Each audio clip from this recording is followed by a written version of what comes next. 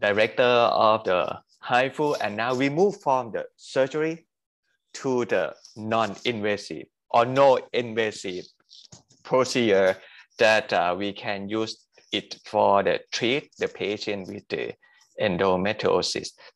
Professor Zhang Lian will talk about the comparison of the ultrasound guide HIFU for treatment the abdominal endometriosis, and he is the chief editor board member of International Journal of Hyperthermia, and of course he has a lot of the publication about the HIFU. So please, Professor Zhang Lian, over to you.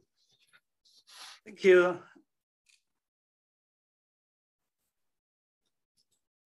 Okay. So thank you, Alaric. It's really my honor to have this chance to give this presentation, especially, we meet our friends. So this I'm going to talk about the comparison of HIFU and the surgery for abdominal wall endometriosis. So we all know that abdominal wall endometriosis is a real form of extrapelvic endometriosis. So, but in China, because we all know that we have a very high incidence of cesarean section, so we saw not a real. Yeah, in China we saw many patients in recent years.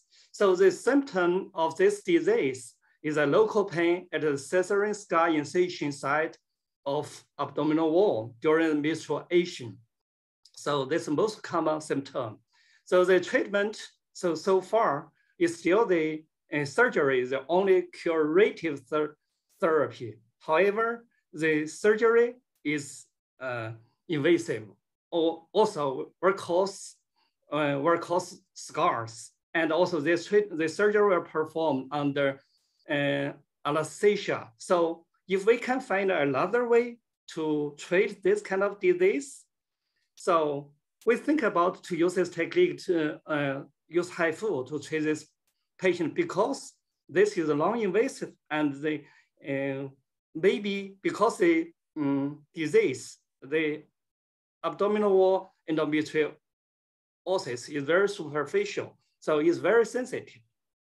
So far, still, I think I should talk about this technique, like the high intensity focus ultrasound is a non-invasive treatment modality. This is a transducer. The ultrasound beams penetrate generate from the surface of the transducer and focus at a very small point at some distance away from the transducer. During the treatment, the ultrasound beams focused at the target. When the temperature increased over 65 degrees, the necrosis occurred at the lesion, and we can saw the graphical changes on the monitoring ultrasound like this.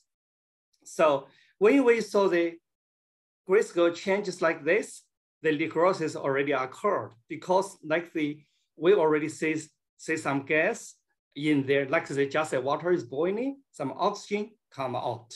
So it means when we saw the graphical changes like this, always for sure the necrosis occurred.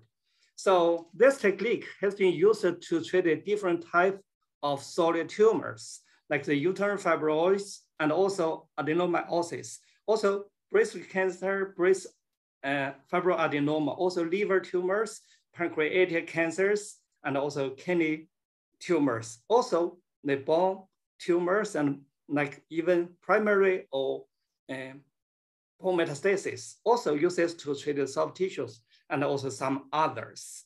For adenomyosis, I think this is a new indication.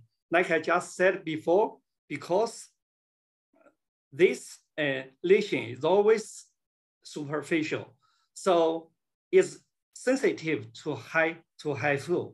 But when we treat this lesion, because this treatment is under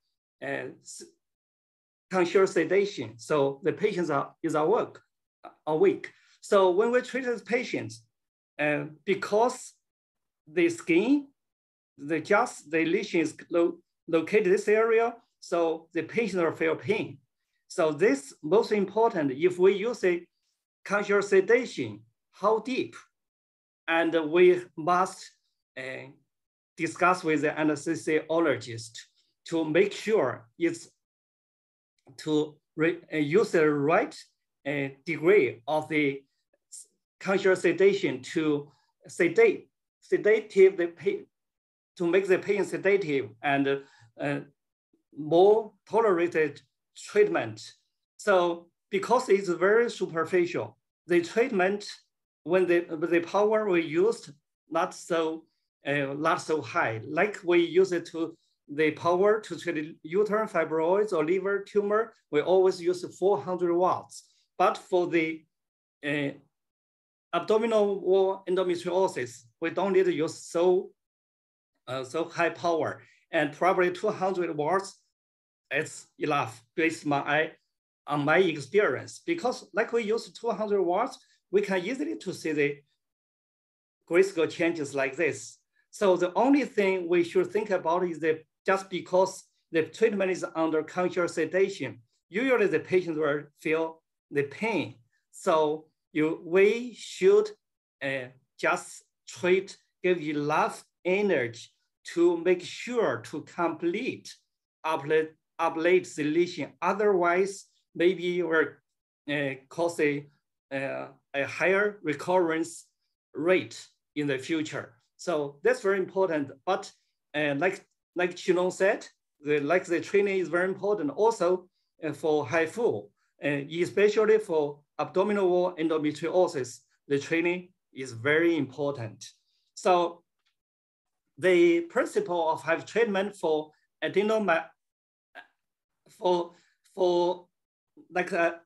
wall endometriosis is the same way, just like we treat the adenomyosis, the simple. We still like just selective ablate the lesion and minimize the size of the lesion and cause the symptom improve the symptom. For example, we saw that, and during treatment, we just like this, then this precisely and ablate the lesion to make the lesion shrink in the future and improve the symptoms. So like here is the MRI image we obtained from patients, and I can show you because it's different from surgery. If we perform surgery, just like the Abdora, for example, and then we can perform the surgical resection, remove the abdominal wall endometriosis. So, but for HIFU, it's a non-invasive. Then we can use MRI image to evaluate the treatment results. For example, like this, before HIFU treatment, we can see the lesion over here. Then one day after that, we can see there was low enhancement compared with this one. So 6 months, the patient came back, then we perform the MRI again. We can see the lesion was much smaller compared with this one day after that. And also there was low enhancement in the treated region and low recurrences. So like this, if we performed, give enough power and treatment range was just right, then we can still use this way to make the curative treatment for abdominal wall endometriosis. So here, like this study is just from the Beijing, the PLA General Hospital, Dr. Wang, he performed this kind of treatment. This is the first preliminary study. So from 2007 to 2009, and 21 consecutive patients with abdominal wall endometriosis were enrolled. So you can see from this table, then the power they used from 200 watts to 400 watts. This kind of, like the power, they used a kind of high. So the treatment time, you can see very short. The room time, like just, the treatment time just 13 minutes. So from 5 minutes to 48 minutes, so that's a range. So median solution time, so because they used the higher power, so solution time just like the median solution time just 84 seconds. They range just from 32 to 650 seconds. So kind of short. So it's very, we still can, from this table, we can say it's easy to ablate the lesion of abdominal wall endometriosis. So about the safety. So because like I said, it's very superficial. It's, if you say overtreated the lesion may cause a skin burn. So, and also use a higher power, then you should be very careful. So like this study, Dr. Wang, his group, the results showed no skin burn occurred in this study. The 21 patients, no skin burn occurred.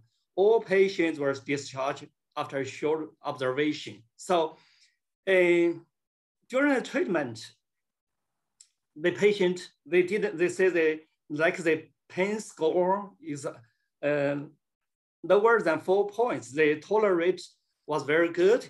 So then the follow-up result, they show the pain didn't recur during a mean follow-up of 18.7 months. The range is 3 to 31 months. So this 21 cases had good results. So also the image showed the lesion after the treatment gradually shrank over time.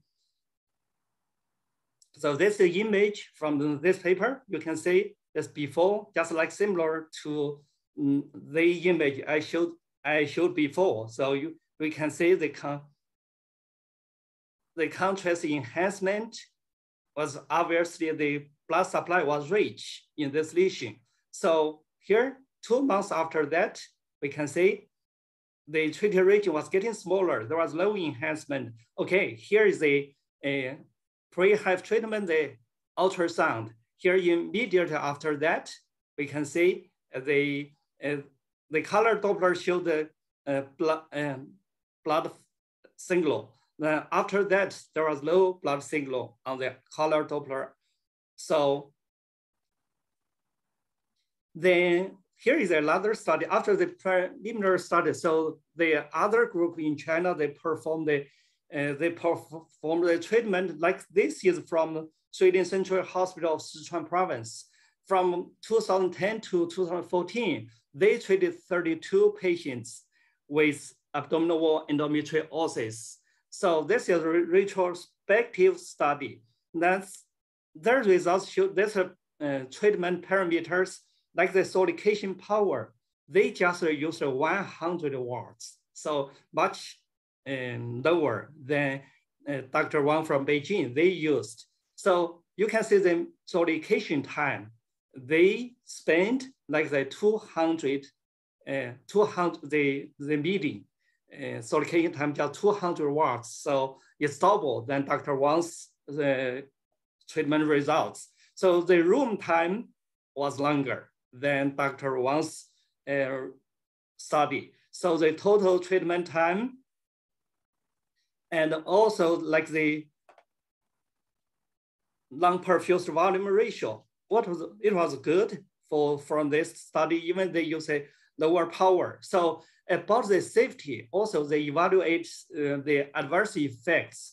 So like this, most of the patient, they used the classification from the International Society of Interventional Radiology.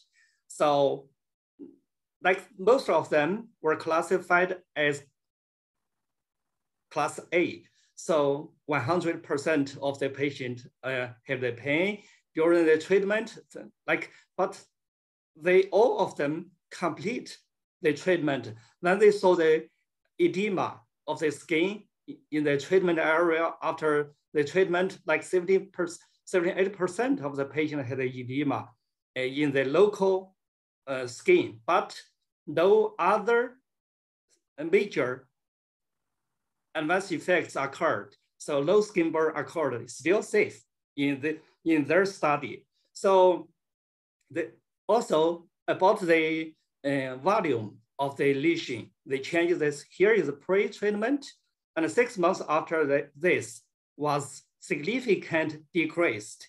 And the pain score before treatment was 6.8 points. 6 months after that, the average point score was 1.8, significant decreased. So, and this like this study from Sweden was just like the short-term evaluation. So here is another study, is a midterm evaluation. This study was from Beijing. And Dr. Duan Hua, I think maybe you guys knew about her. So her team did this study from March 2014 to June 2016. And they enrolled these patients, 25 cases in this study.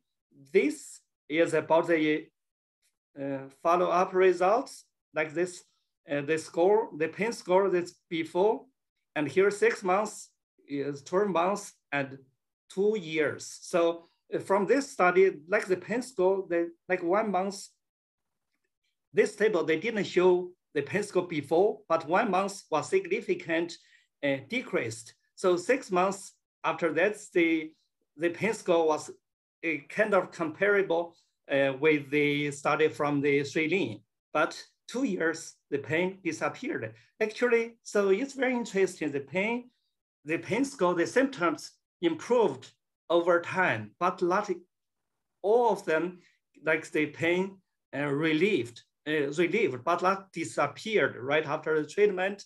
So here is about a shrinkage, the volume shrinkage. So 1 month after that, like the 40% from this study average, 6 months after have treatment, 92%. So 2 years after that, completely disappeared. So from their study, 25 cases. This is another study about the long-term evaluation, still from Beijing, from the affiliated Beijing Maternity Hospital of Capital Medical University. So they enrolled 51 patients. Still, they like say 1 month, 6 months, 12 months, 2 years, 3 years, and 4 years. You can say the 51 cases after HIFU treatment, over 2 years, they say the pain disappeared for these patients. So this followed up patient didn't report the pain recurrence. So now we should compare we already know that HIFU treatment is effective and safe. So can we compare this treatment with surgery? So here is a study from the first affiliate hospital of Chongqing Medical University, like 54 consecutive patients with abdominal wall endometriosis were enrolled, and 29 patients had a surgical resection, and 25 patients had a HIFU treatment. So then we can see the results, and here, like the technical success, both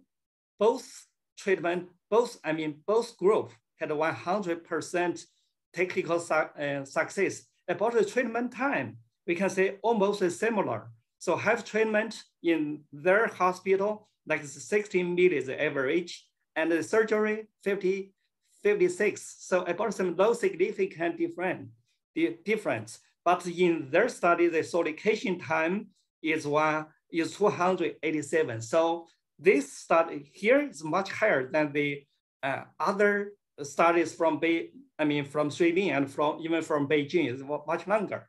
So they compared the intraoperative bleeding, of course, low bleeding in a HIFU group, but this surgery, they should have some bleeding. And also they compared other things, I think, because it doesn't, I think we just compare the hospital stay.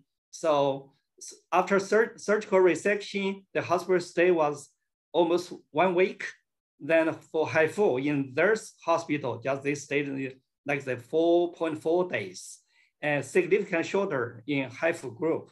So they also compared the cost, the cost of HIFU treatment was less in their study, but there was no significant difference. They compared, but from this table, we saw the cost was less. And about the adverse effects, they also compared.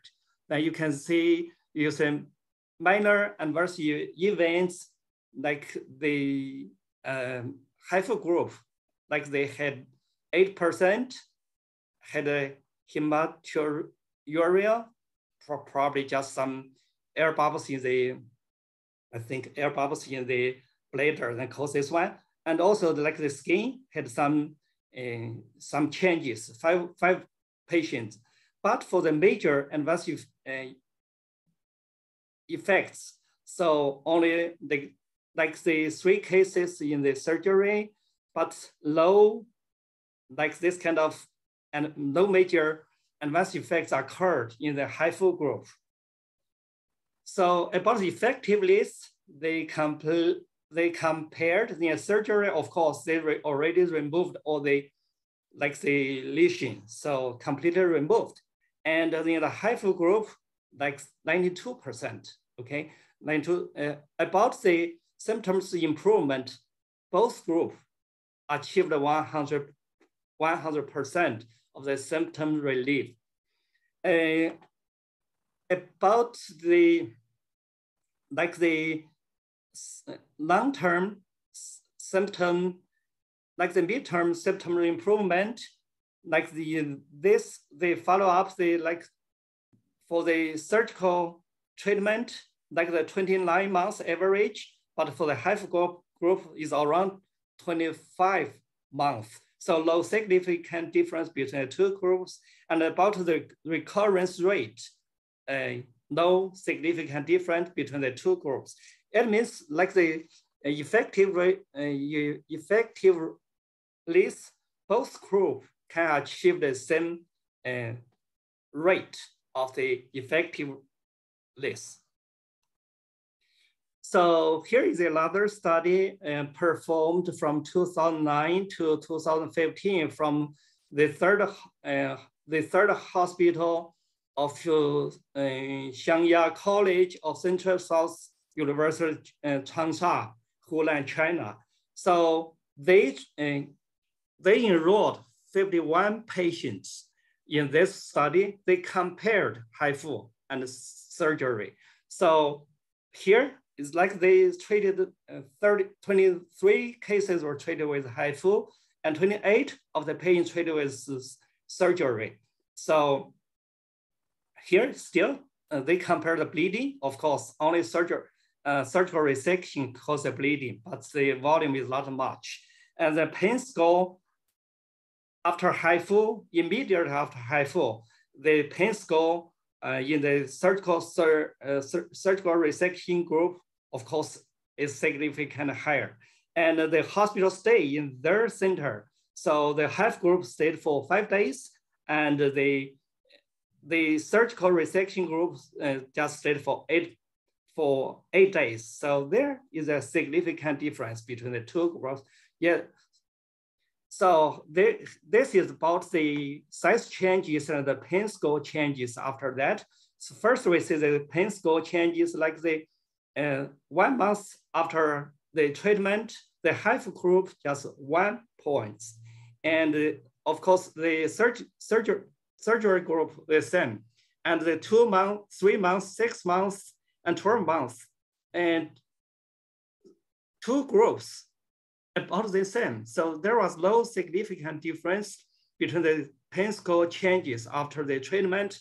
So about the size of that, of course, after the surgery, they have no lesion after that. But here, they gradually shrank. So only 6 months, so there were significant differences. That makes sense, but we should see the long term, just like the previous study already showed. So here is about the summary and HIFU treatment, like as a non-invasive treatment, already show it's a promising. And I think we can use this technique to treat the abdominal wall endometriosis. So because the effectiveness of HIFU treatment is comparable with surgery, but with less adverse effects and short hospital stay. So only the problem is right now is that they study because the patient like is not so many. Okay, they like this study, the sample size was small, and also like I think if we compare with surgery, because the HIFU already showed the non-invasive and the treatment with less adverse effects and a short hospital stay. So I think the retrospective study already show the results comparable. So I think like in the future, we can perform the randomized clinical study to compare, to confirm if HIFU can reach the same results like the surgery, So that's what I want to share with you, and thank you very much. Hi, thank you very much, Professor Zhang Lian. So this is very interesting procedure to treat the patient. And in my opinion, I think this is the best way for me to do the procedure, because sometimes when I do the surgery for the abdominal wall endometriosis, I cannot find the lesion, right? Do the incision and use the finger to find where is the lesion, because sometimes it's very small, like 1 centimeter or 2 centimeters, and the belly, the abdominal wall of the patient is really thick. So sometimes it's very difficult to find where is the lesion. But if we use the HIFU, it's a real-time ultrasound. Yes. So that we can find the lesion in one time, right? In one time. And of course, maybe it's use less time to reach the target. So very, very interesting. So if I have the chance, I will use it for treat this kind of the patient.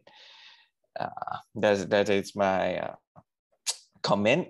And now we don't have the question, so we can move to the next speaker.